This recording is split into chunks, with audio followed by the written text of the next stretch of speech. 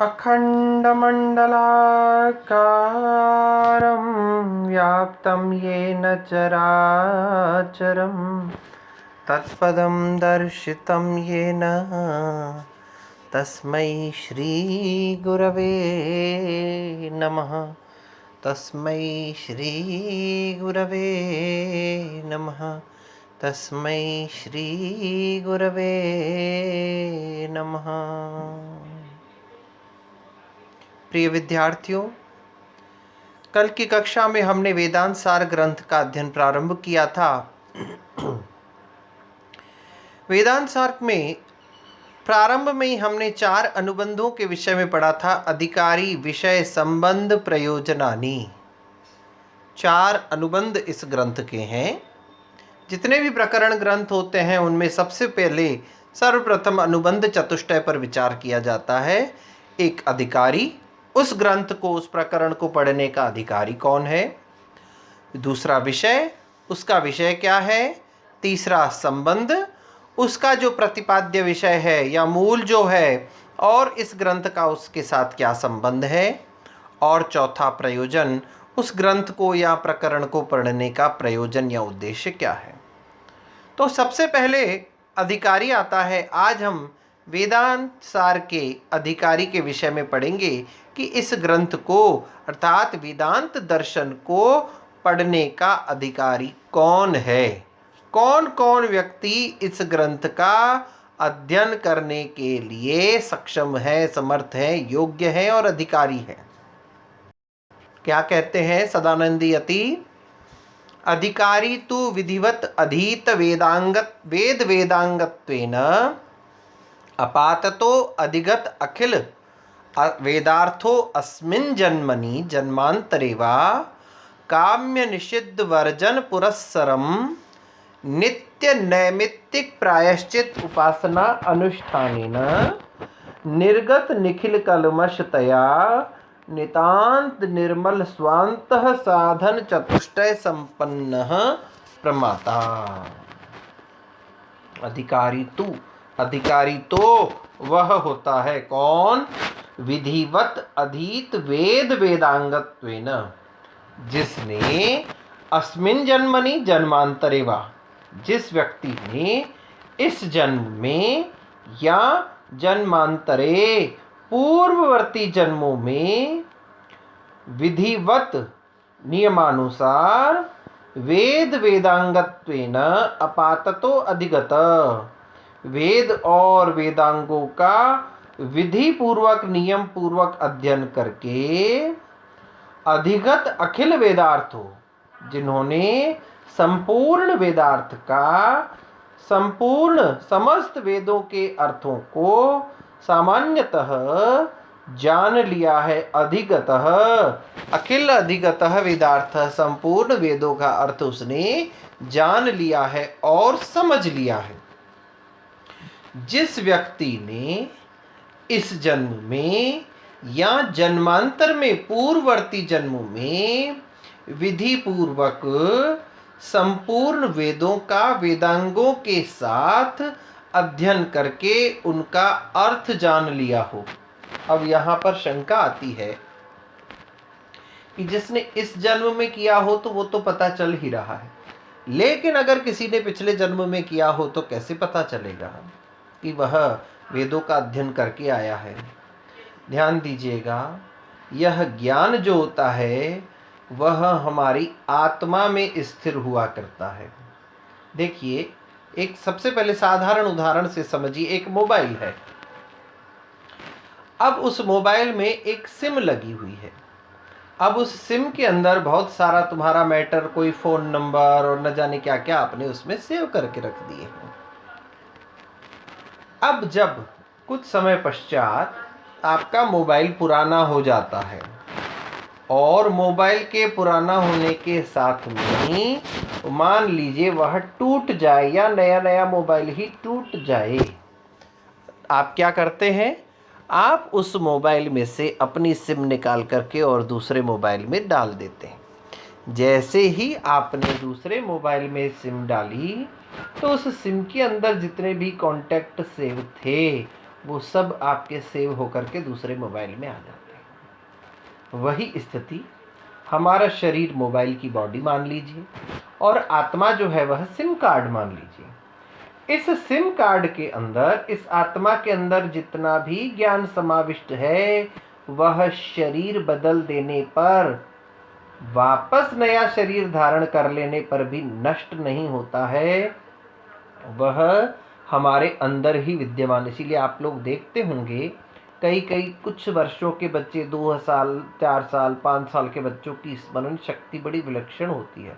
अभी बीच में पढ़ने आया था, आधुनिक चाणक्य नाम का एक बच्चा देखा, कोई कंप्यूटर के नाम से फेमस हो रहा है, कोई आधुनिक पाणिनि के नाम से, न जाने क्या क्या बच्चे करके आ रहे हैं। अब बताइए 4 साल 5 साल 7 साल के बच्चे का विद्वत्ता का लेवल हम लोगों की अपेक्षा भी न जाने कितने गुना ज़्यादा है। अब क्या है, क्या उन्होंने इतना अध्ययन कर लिया? नहीं, ये उनका सिम कार्ड जो है वो पुरानी वाली मेमोरी को साथ लेकर के आया है। तो वही स्थिति है कि अगर हमारी आत्मा ने, हमारे जीव ने पिछले जन्मों में वेदों का वेदांगों के साथ अध्ययन प्रारंभ किया है तो निश्चित रूप से उसका संस्कार हमारी आत्मा के द्वारा इस जन्म में भी हमें प्राप्त होता है। तो जिस व्यक्ति ने भी विधि पूर्वक इस जन्म में या पूर्व जन्म में वेदों का वेदांगों के साथ अध्ययन कर लिया हो और अध्ययन करके उनके वेदार्थ को जान लिया हो, समझ लिया हो। दूसरा क्या? काम्य निषिद्ध वर्जन पुरस्सरम, जिसने अपने काम्य और निषिद्ध कर्मों का परित्याग कर दिया हो। काम्य कर्म अर्थात कामनाओं के साथ जुड़े हुए, और निषिद्ध कर्म अर्थात जिनका निषेध शास्त्र करते हैं। जिसने अपने कामना वाले कर्म और शास्त्रों के द्वारा निषिद्ध कर्मों का पूर्णतः परित्याग कर दिया है और क्या किया है?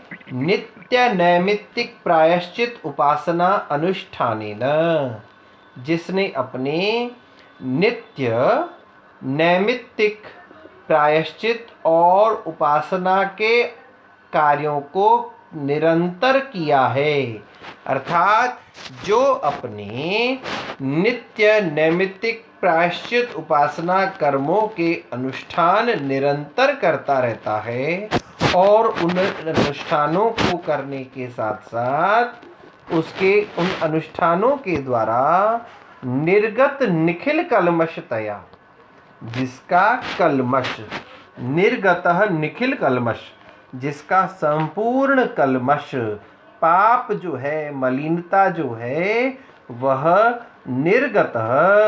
निर्गत हो चुका है, नष्ट हो चुका है, बाहर जा चुका है। ऐसा नितांत निर्मल स्वांत, जिसका अंतःकरण पूर्णतया निर्मल हो चुका है। कैसे हो चुका है? जिसने अपने वेद और वेदांगों का अध्ययन कर लिया है। दूसरा, काम्य और निषिद्ध कर्मों का त्याग किया है। नित्य नैमित्तिक प्रायश्चित उपासना के अनुष्ठान से जिसने अपने मन के, अंतःकरण के संपूर्ण मलिनताओं को दूर कर लिया है और इन मलिनताओं को दूर करने के साथ में ही जिसका अंतःकरण नितांत निर्मल हो चुका है, पूर्णतः स्वच्छ साफ शुद्ध हो चुका है, जिसको कहा जाता है ना प्योर हार्ट मन है, प्योर हार्टेड पर्सन, जिसका हार्ट जो है वह प्योर है, ऐसा 4 साधनों से संपन्न प्रमाता ही इस ग्रंथ को पढ़ने का अधिकारी हो सकता है।